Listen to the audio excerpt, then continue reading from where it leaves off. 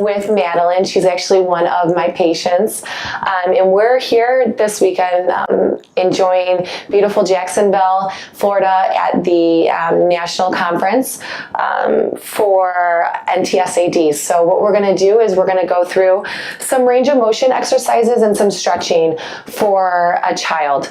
And, you know, every child is different. So depending on what their contractions are, what their limitations are, you know, you don't want to push a child too far in order to cause them increased pain. But we also want to make sure that we maintain their range of motion as best as possible. You know, it's always imperative to check with your physical therapist or orthopedic surgeon or primary care physician in order to make sure these exercises that you're doing at home doesn't hinder their development or make their condition worse. We've been together for 4 years, and she was walking on her toes. You need about 10 degrees of your foot coming up into dorsiflexion to walk appropriately. A lot of kids who are toe walkers, their feet will be down in plantar flexion. And what happens with that is then when they're up and walking, they can't get their heel down because literally the Achilles tendon and gastroc is too tight to do that. So Madeline came in walking on her toes, and we probably were down in plantar flexion about 5-10 degrees where I was first catching her. And now, I mean, we're at 90 degrees, 0, and I can get her up until 8-10 degrees. So there is definitely been improvements over the years with her stretching, and then her gait has continued to stay the same. And we really haven't seen her plateauing in her gait or mobility. And I think a lot of it has to do with stretching and keeping her limber and also keeping weight bearing through her heels. That has helped her tremendously with this. So what we're going to go over first is we're going to go over some leg exercises with Madeline today. Our first one we're going to do is stretching of the hamstring muscle. The hamstring muscle inserts on the bottom of our butt bone, and then, originates on the bottom of our butt bone and then inserts at the bottom of our knee. The hamstring is a 2-joint muscle, so what we have to do is we have to be able to stabilize both the joints in order to get a good stretch. All right, so with stretching of the hamstring muscle, we want to make sure that the pelvis is stable. So as you can tell, I just am kind of placing both of my legs over her other leg. I'm not sitting on it. I'm just making sure that her pelvis stays straight. So how we do stretching of the hamstring is we're going to bring up the leg. I know, honey, I know. We're going to bring up the leg, and we can put the heel on the shoulder. Now, depending if a child has really, really tight hamstrings, you can sometimes even go lower than this, or you can hold them in your chest as well, depending on how much range that they have. She has pretty decent range. So I'm able to put her heel on my shoulder, making sure her pelvis stays down. And then with kiddos with any type of special needs, I like to do what's called perturbations. So I'm just rocking her back and forth. Also making sure that she stays comfortable, whether she needs her chewy, whether she needs something in her hand, whether she needs music, whatever it may be, to calm her down to get a good stretch. With stretching, you only need about a good 30 seconds to a minute for it, and you can work up to that. You don't have to go right out and say, let's stretch for a minute on these children. You can stretch for a good 30 seconds and then take a break and then go back to it. So once again, you're making sure that her butt bone is on the ground and her knee is straight. What you want to watch out for is children that like to compensate in their trunk or try to lift up their butt. So she might try to lift up her butt and turn her trunk. We're really not getting a decent stretch here. Or she might try to twist her trunk and then put her other leg opposite. So as you can tell, there can be a lot of compensations right off the bat. But the biggest key is with going into the hamstring muscle and stretching is making sure that a child is comfortable, their trunk is straight, their pelvis is on the ground, straight and neutral. The other leg is enclosed between your other legs, and then you can raise up her other leg as well. Right? Yeah, you're doing good work. I know. The next muscle we're going to go to is called the gastrocnemius, which is also the calf. It originates right above the knee and inserts right, oh, you're ticklish, I know, right at the heel. You can do it in coordination with a hamstring stretch, or you can do it just solely. So I'll show you guys both. The first one is going to be just laying down. And what you want to do is you want to make sure the knee is straight, and you want to grab the heel of the child's foot and bring the foot up to the child. What I see a lot happen is parents or coworkers or other doctors will stretch the muscle by grabbing at the toes. Unfortunately, that's not where the calf inserts at, so you can break down a child's midfoot. The biggest thing is you want to grab a child's heel whenever you're stretching a calf, and that goes for anybody that wants to stretch. You grab the heel and you bring it up. Yes. Yeah, you're doing good, aren't you? You want to try to get a good 90 degree angle. You know, some children, we can't get it, so if we can get lower than that, that's fine, but we really want to get a decent stretch with these children in order to keep that range, in order to be comfortable in their wheelchairs, in order to be able to still walk in their walkers or independently. This is a big key muscle that we want to keep elongated as long as possible. Now, when we do the hamstring in coordination with the gastroc, how we do that is we do the same thing, making sure her pelvis is straight, making sure the knee is straight as well, and then I'll put my hand at her heel and bring her heel down. Yes, you're doing good work. I'm proud of you. Yeah, I know. We're getting a good stretch, aren't we? Yeah. Yeah, she does this very, very well with little resistance. We've had to work up to it as she had some decreased length of her gastroc a couple years ago. So it's taken some time and some years, but she's able to get a really good stretch without resisting too much. I always tell my parents, I always tell their coworkers to watch a child's face. If they're starting to grimace, or if they're in pain, or they are trying to kick you, you've gone too far and you need to back down, especially for kiddos that are nonverbal. We have to watch their body movements, and especially their face. If, you know, they start crying, you know, we never want to hurt a child. We always just want to keep that range of motion as best as possible. Right. So with the heel, you can either grab the heel with your palm this way and coming up, or you can grab it in the front. I'm always grabbing the heel of a child. I'm never grabbing at their toes because I'm not getting a good stretch here. I'm just breaking down this part of their foot, which is called the midfoot. So you always want to make sure that you grab the heel, and then we can go over some range of motion of the toes too, because there's a lot of small muscles in the toes that can get contorted and contracted. I know, honey, with being in a AFO, with being in a wheelchair, being in a dependent position. With a child who has tone, you know, that's always a tough question, because it's like, do you fight through it? Do you let them rest? You know, if a child starts having tone pretty quickly during the exercise, I'll release the muscle because we've gone too far with that. You try to work back up to it. But, you know, sometimes a child will immediately start to have clonus, and stretching out that muscle works to decrease the clonus. So it all depends on the child as well. You know, you have to know your child and going through each day and seeing what works best for them. So some range of motion on the toes. And what I like to do with kiddos is just have them very comfortable. There we go. There you go. Have them very comfortable. And I just like to go at each toe and flex it down. I know, your toes are ticklish, I know. Flex them down one at a time. Just making sure that we keep that range. I know, those are tickle toes. I know you like, she's very ticklish with her toes. The biggest thing is when you're doing individual toes, you don't want to go and do them all at once, because that can be frightening for a child. You want to take your time. You want to let them know that it's okay. You know, a lot of our kids are nonverbal, but that doesn't mean we don't talk to them.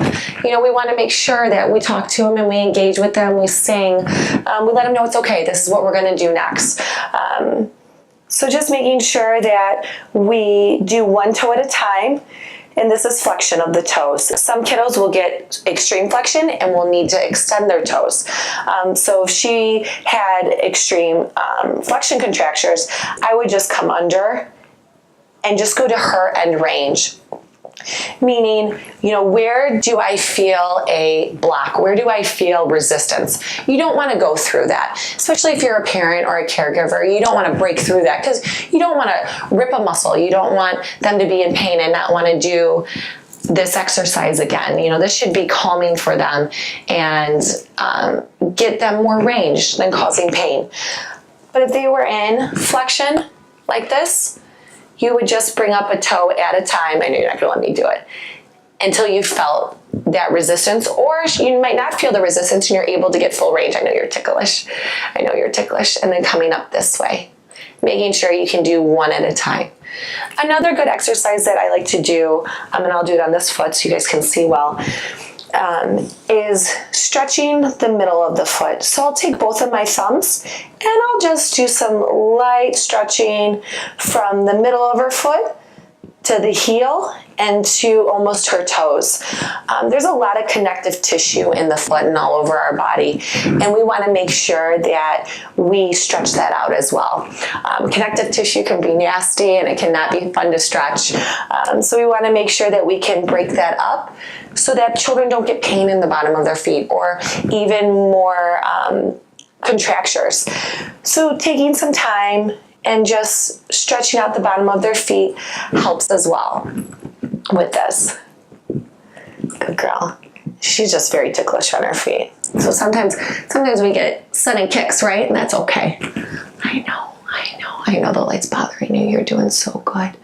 Yes, you're doing so good. I'm so proud of you. So the next exercise I'm going to show you guys is the adductor stretch. And we can do this in one of two ways.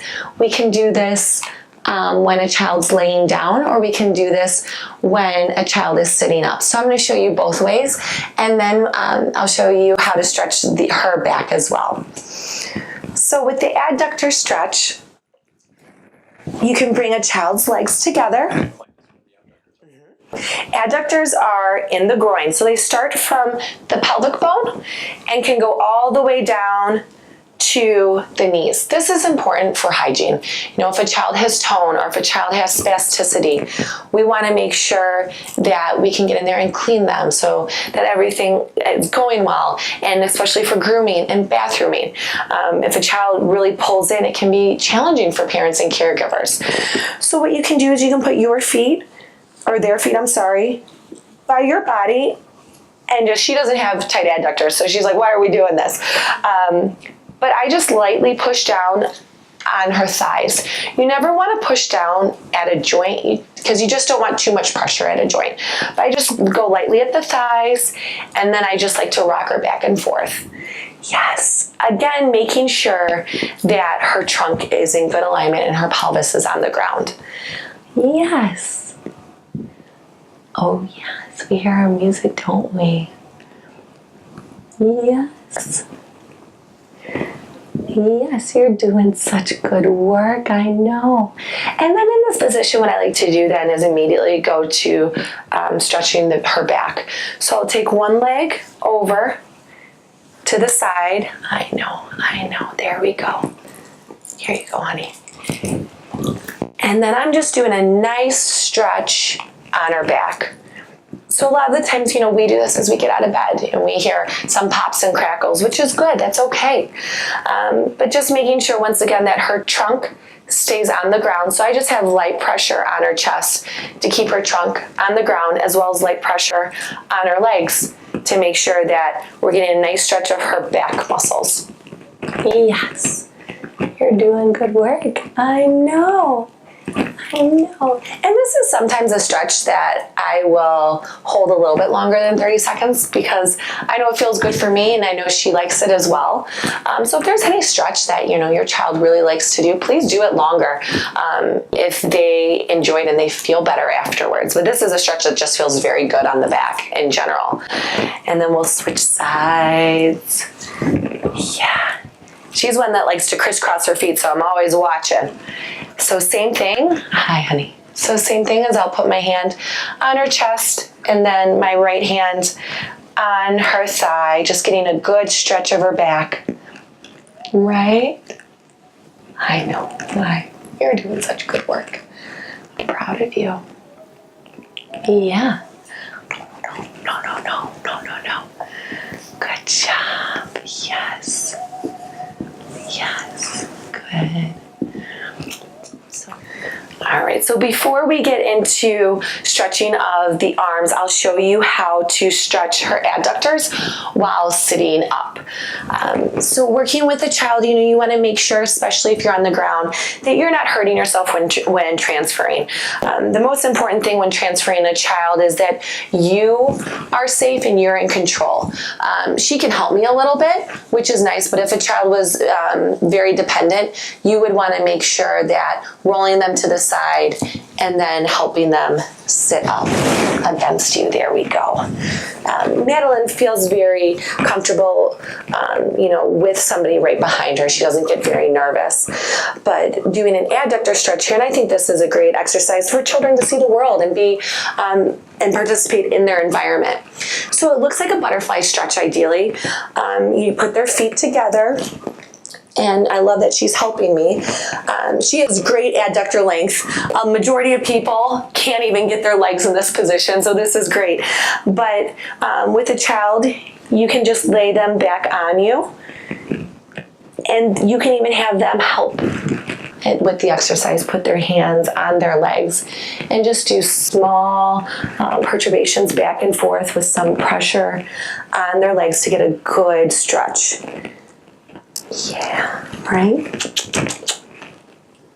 You're doing good work. What's ever comfortable for a child, you can do exercises on, whether it's the floor. I would always recommend putting something like a blanket or a pillow, just because I don't think it's super comfortable to be on like a hardwood floor or a carpet.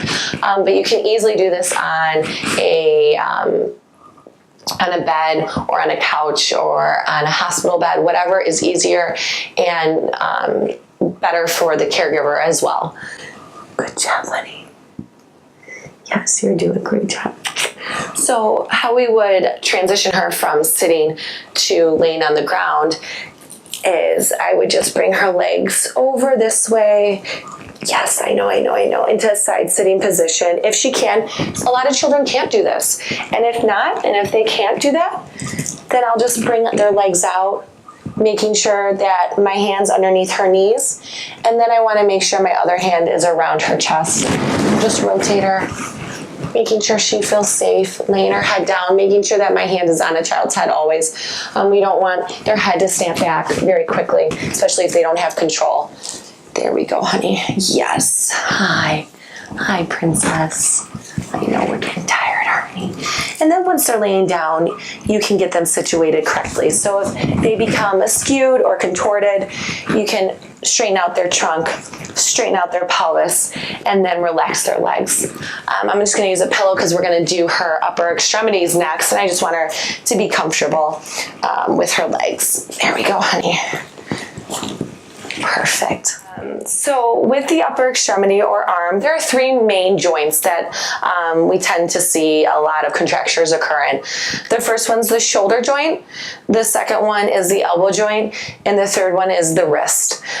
So with the shoulder, there are there's a lot of different motions of the shoulder, but the biggest ones that we want to watch for is shoulder flexion. So shoulder flexion is bringing the arm up. Biggest thing I want everyone to realize is thumb is pointing up towards the air. We never want the thumb down like this. This can cause a lot of impingement on a child's shoulder and hurt. So always thumb up. Thumb up is external rotation of a shoulder. Thumb down is internal rotation. A lot of children like to be placed in internal rotation because it is more stabilizing for them. But we want external rotation of the shoulder. So thumb up. And I always like to have a hand either on the wrist or a hand on the elbow. I know with her, she needs it on the wrist. And then my other hand comes at the shoulder and goes all the way up. Yes. Hi, honey. Full range is going all the way down. Yes, you're doing good work. And some children might only be able to get to 90 degrees. That's fine. I would just caution to make sure that this is heavy because gravity is coming against us, that you're at their elbow helping them, keeping the elbow straight as well.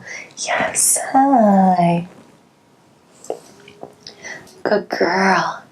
Other thing is you want to continue to watch to make sure that the trunk stays straight with this exercise. You're doing great work, Princess. I'm so proud of you. Yes. Yes. The next one is called shoulder abduction. So we're going to go up and out. Again, you want to make sure that the thumb is pointed up towards the ceiling or up towards the sky, the couch, whatever it may be. But we're going to go up, up, up, holding the elbow, holding the wrist, making sure. Good girl. Biggest thing is if we can get to 90 degrees, that's great, which is straight out. If we can get higher, that's even better. Yes. Hi, honey. You're doing great work, aren't you? I know. I'm proud of you today. Good girl. So again, this is shoulder abduction. Good girl. The next one we're going to go to is elbow flexion and elbow extension. A lot of kiddos will be stuck in elbow flexion and will need to get full elbow extension with it. Sorry, there we go, honey. So if a child is in elbow flexion and has a contracture, you can cross your feet. That looks comfortable to me. We want to slowly bring the elbow and the forearm down. A child can become very contorted very quickly. This is one of the joints that I want to mention that can have some skin contractures, and you don't want to go super fast because that's going to cause a child pain. You want to go nice and slow until you see a stretch happening, or if you see skin tension, watching the child's face. If that is as far as they can go, that is fine. You just want to make sure that you keep that range. And you can also do a little bit of massage on that area as well to break up those adhesions, to break up that contracture while you're stretching the elbow. Good girl. Yeah, you're a loosey-goosey, aren't you? I know, right? Right, yes. Another joint in the elbow that we tend to see a lot is forearm supination and pronation. Once again, a lot of kiddos will be in a pronated position, and what we'll want to do is open their hand up and wrist up and forearm up into supination. So what we'll do here is, this was flexion, and then this is supination of the forearm. So my right hand is at her elbow, the child is in pronation, and my other hand, oh, you're going to help me? Thank you. My other hand's at her wrist. And I'm not squeezing her wrist, or I'm not doing any tensile forces. My hand's just there very lightly, and I'm rotating her arm. Are you going to help me? I'm rotating her forearm to open up. So once again, this is pronation of the forearm, which is down. The other one is supination of the forearm, which is up. I always think of holding a can of soup in my hand. There we go. Good girl. Yes. And then the next exercise is of the wrist. So we have wrist flexion and we have wrist extension.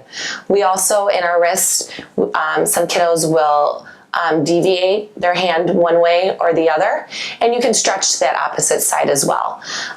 But if a child is stuck in flexion, you want to hold the wrist, and then your hands can be at their hand and slowly coming up. Good girl. Good girl, you're doing so good. And then if a child had a contracture to one side, you would just want to make sure that you hold the wrist and open that side up very lightly and gently. You're doing great work, I know. I'm proud of you. Better not fall asleep on me, huh? So rotating the wrist right and making sure that we don't rotate the whole arm. It's true rotation of the wrist. Good girl. And then with the fingers, we can also do some finger flexion and extension. So very similar to the toes. You would take one finger at a time, or a thumb, And you'd slowly bring the thumb all the way in.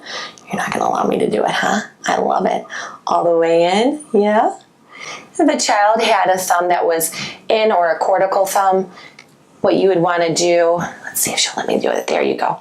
You want to hold the thumb and slowly bring it out. We want to make sure that we keep the palm open as much as we can. Yes. So that a lot of breakdown doesn't occur, a lot of contractures don't occur. It's very similar to the bottom of the foot. So even getting in there and doing light massage of the hand helps to keep it open. Good girl, you're doing so good. Yes. And then I'll usually go to each finger if needed. If they're caught in flexion, I'll do the opposite. But I take one finger at a time, making sure that the hand is stabilized. So meaning my hand is over her hand and her wrist. And you can do this with her elbow on the ground. You can do it with her hand. Oh, we're ready to get up and move now, huh? You can do it with her hands on a table. You can really do a wrist exercise anywhere. You just want to make sure that you control her wrist. And when you do flexion, it's one joint at a time, one finger at a time. If she was caught in flexion, I would slowly extend, holding the whole finger.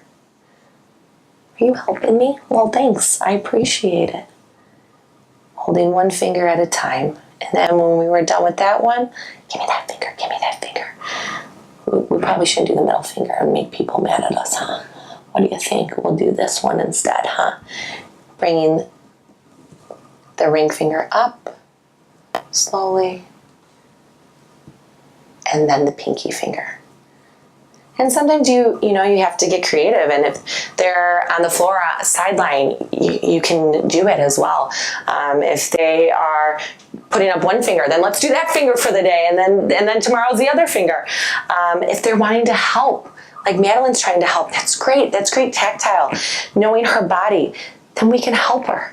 Do it. Making sure to control the motion. Good girl, I'm proud of you. And holding it, yes. So each joint in the hand, each finger in the hand has 3 different joints in the finger, and then you have your metacarpals as well. Some of the fingers move in coordination with others, some of them do not. So making sure that one finger, that's one finger moving. These fingers don't move. So you want to make sure that you do it one at a time, because one finger might be more contorted than the other, and you need to spend another 10 minutes on that one in the long term, or you need to spend another minute on that one, where my thumb might not need all that range of motion, but a pinky might need more, or that ring finger, middle finger might need more. So making sure that you take one finger at a time, whether it's flexing or whether it's extending. And I wish I had a third pair of hands right now so I could show you how I would hold my hand down. But ideally, you are just holding it down, and then you're slowly bringing it up at a time. They don't all move together, and some might be more painful or some might be more contorted than others. There are tendons that run from our elbow all the way up to the tips of our toes to our fingers, where one might be more contorted and pull down. And if we stretch all of them at once, that's great. Okay, all 3 of these come, but this one doesn't, and that's stuck. And if we try to force it, that might hurt them, or that might make that tendon break, or we might get some more damage or more contractures than we intended to. So I see Madeline and her sister once a week for 60 minutes.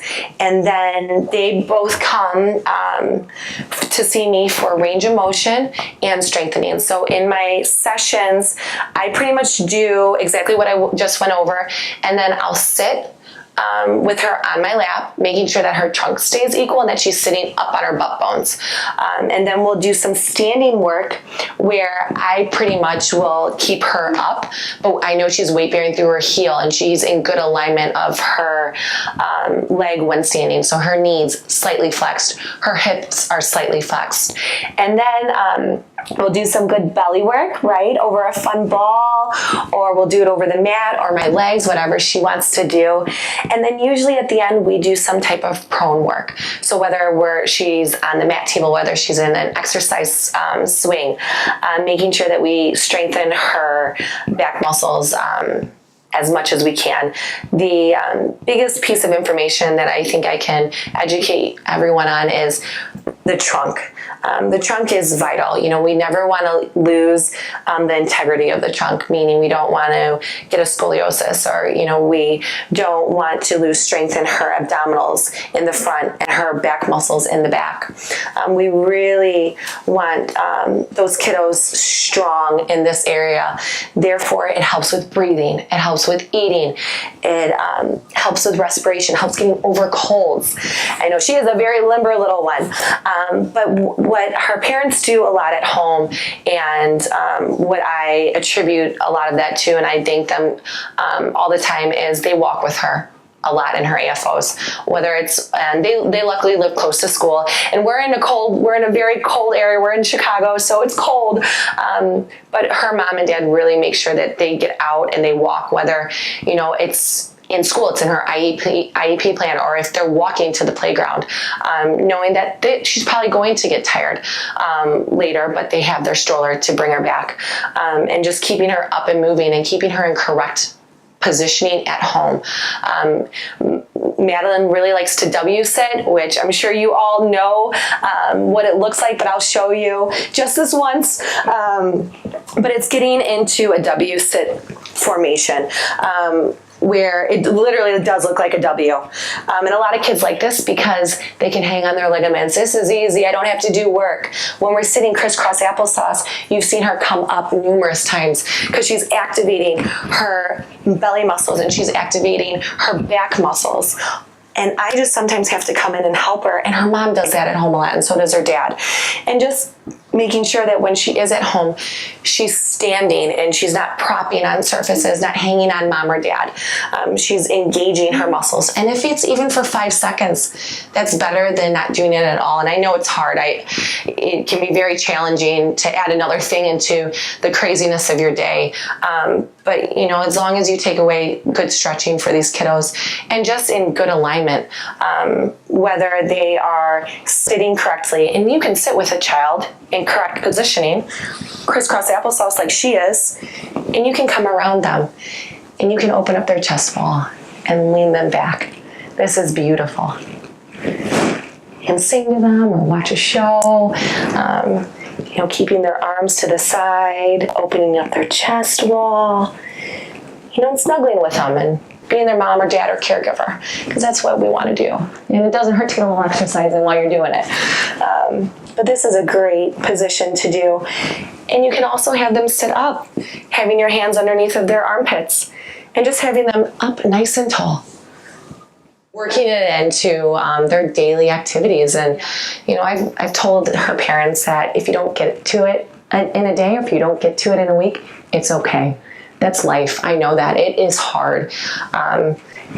You know, every day is something different for each of our parents that we see. And understanding that as a therapist, understanding that as a doctor, I think is really key in having a great interdisciplinary team approach and making the best for these kids. You never want to make a parent feel guilty. That's not our job. Our job is to help them, to make it easier. And if I can do that for these girls, you know, this is the best job I've ever been able to do, and I'm just grateful that I'm able to help these girls with everything. I'm sorry I'm getting emotional. It's been a journey, and I've been blessed with being able with this family and helping them with whatever I need to do. So the next exercise we're going to do is getting Madeline on her stomach. So a lot of the time what happens with kiddos that are in wheelchairs or kiddos that are just in a chair all day long is they'll get contractures of their hips, knees, and ankles. And being on their belly or being in the prone position is a great position to help elongate those muscles. And we can do it with propping them up underneath a pillow, propping an infant underneath a boppy pillow, and being there, making sure that they're okay. So how we're going to get her into the prone position is I'm just going to bring her down to our side, and she's probably going to help us out a little bit. There we go. Good girl, Madeline. Good girl. Good girl. And then what she's able to keep her head up. But if a child wasn't, what I would do is I would put a pillow underneath of her arms. There we go. And still, if a child wasn't able to keep their head up like she is, you can turn it to the side and lay it down, talk to them, engage with them. She's not gonna like it. No. But in this position, you can tell that her hips have opened up, her legs have opened up, and keeping good alignment of her trunk and just getting a child into a different position helps with that. I've told a lot of my parents that just being on the stomach for 10 minutes every waking hour. So if your child sleeps, 15 hours and they're up 5, 6, 7, if you can get them on their stomach, maybe 8 minutes of that hour, that's great to do. Or put it in the IEP plan for school, doing circle time on their stomach, or, doing a craft on their stomach. That helps tremendously. Kiddos who have G-tubes, you can do belly work on it. Don't be nervous. I always tell parents or caregivers or therapists, just watch it. Just make sure that it's not irritated. If you need to put a pillow underneath that area, that's fine, or a towel, whatever it may be. But don't be afraid to put a child on their stomach with a G-tube. They can do it. So that's important too. So the next exercise we're gonna go to is neck stretches. So while she's sitting there, I'm gonna go over range of motion of the neck. So we have two movements of the neck. We have lateral flexion, which is bringing the same ear to the same shoulder, and you're actually stretching out the opposite side of the neck. The next one is cervical rotation. So what cervical rotation is bringing the chin over your shoulder and stretching out the opposite side of the neck. The biggest thing that you want to watch out for, though, is when you're stretching a child or yourself, is you don't want to do trunk rotation. And trunk rotation is this. You're not stretching your neck at all. You want to make sure that the shoulders stay straight and that you're just moving the neck. Children should be able, as well as adults, should be able to get to their shoulders. So we don't want to push past that by any means, but if they're able to get to their shoulders on both sides, that's really good. And look at her being a little Miss Diva. I love it. And then the other one, the lateral flexion, is you should be able to feel a nice stretch. With kiddos, sometimes they're able to get their ear to their shoulder, which is fine. But what you want to watch out for is this. That's not stretching the neck either. That's stretching the side. So how we will, I know, are you posing? I love it. How we will stretch is we'll stretch her on her back. It's a little bit easier for kiddos to do this. Or you can stretch in a chair as well, and inclining them backwards. There you go, honey. I know, babe. Stretch out, yes. So what I like to do is I like to put a child's head in my lap. You okay, babe? I know we're stretching out those legs, aren't we? There we go. There we go. Hi. I know. Here, let me get you something, honey. Here. There we go. So with cervical range, the first one I'm going to do is I'm going to do her right neck, and I'm going to bring her head over, keeping her shoulder down. Now, just be careful. You never want to put your hand on your child's face. It's never fun. So I always put my hand on the skull of a child. You can also do it either way, whichever works best for a child, but you want to keep the shoulder down. If not, you can tell it hikes up and we're not getting that great of a stretch. So you're keeping that shoulder down and bringing her left ear to her left shoulder, opening up her right neck muscles. Yeah, that probably feels good, huh? I do have her head raised up a little bit. Normally we would probably be on a mat table or you'd be on a bed. It's a little bit easier. This is probably a hard exercise to do on the floor, just because you want them in good alignment, meaning that their head is down. And I got some long legs, so I got to get those out of the picture. So you could do it on the ground like this, actually. opening up. That probably is better. There we go. There we go, honey. Actually, that looks pretty good. Look at that. We're looking at new things to do. What do you think? And this is an exercise you probably don't want to hold longer than 30 seconds. Making sure that you watch a child's face, definitely with this, making sure that they're breathing.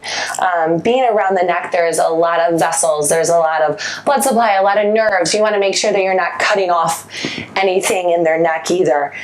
So just watching, making sure that everything stays the same. So the next one is cervical rotation. So I'm going to bring her head to the right.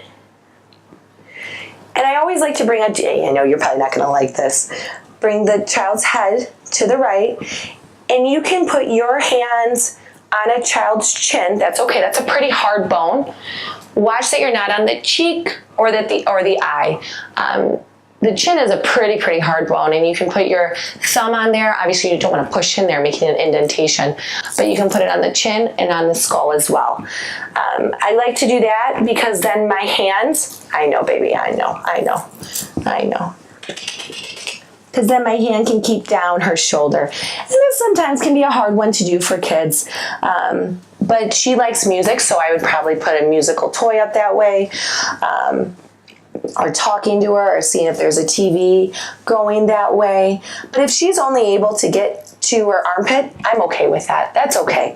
You know, next time you don't want to push a child because you don't want to hurt their muscles either. I know. You don't like, I know. So I'll do it on this side so you guys actually can see it. So my right hand, if I'm moving her head and to the left, my thumb would be on her chin right here, and then my forearm would keep her shoulder down, because like we talked about, we don't want the shoulder and trunk to come with a child. We want to keep that shoulder down, and then we can rotate there as well. There we go. You like going that way. Do you not like the lights over there? No, I don't blame you. Right? There we go. I know, there we go. Good girl. Good girl. And some children, you know, might do better stretching in the morning, might do better stretching before or after a nap or right before bed. You know, and each child's going to be different. So you kind of have to play around with what is better for kids, whether it might be right before bedtime, doing it with lotion, or right after bath time, or maybe they're better at getting up in the morning. Getting in with a good PT is definitely crucial, I think. You know, you want to see if there is a clinic, whether it's an outpatient clinic, whether it's your school, whether it is in a hospital setting, but that really does work with kids. So you want to specialize in a pediatric physical therapist or therapists that have worked with your child's diagnosis and understand the complications and understand the progression of the disease, and that this isn't a cookie cutter by the book type of diagnosis. So you can go about that by calling around or going online and getting a phone number and calling the clinic or calling the hospital and asking, does anybody there work with kids, or has anybody worked there with Tay-Sachs, with Sandhoff's disease, with any other type of allied diseases that can help with that. Making sure that you also communicate with your physical therapist. That's the biggest takeaway that I've learned with working with Madeline's parents is the communication effort is that her parents have really communicated to me, hey, she's having an off day. I know then as a therapist, we're not going to go super hard today. Or her mom might come in and say, we are having a great week. You know, I'm excited for today. Well, then I might push her just a little bit, do a different exercise, see how she does with it. But always watching and always assessing how she's doing in her session. And don't be afraid to ask your therapist or ask your doctor, well, can I sit in during the session? Or can I ask questions? Or can I ask my therapist to take it down? For sure, this is your child. You know them the best. Some therapists only see them once a week or once a month or once, every 2 months, whatever it may be. But really communicating with your therapist, whether it's on a week-to-week basis or a day-to-day basis, getting to know and getting that relationship is vital in having a really good outcome. So with any type of allied disease that affects juvenile or adulthood, all of these exercises you guys can do as well. Also, I would definitely recommend getting in with a therapist, making sure that their hands are on you for that full 30 minutes or full hour, whatever it may be, and having a specialized therapist that knows you is definitely crucial in maintaining your muscle strength and maintaining your range of motion, and feeling better and getting to be able to participate in everyday activities.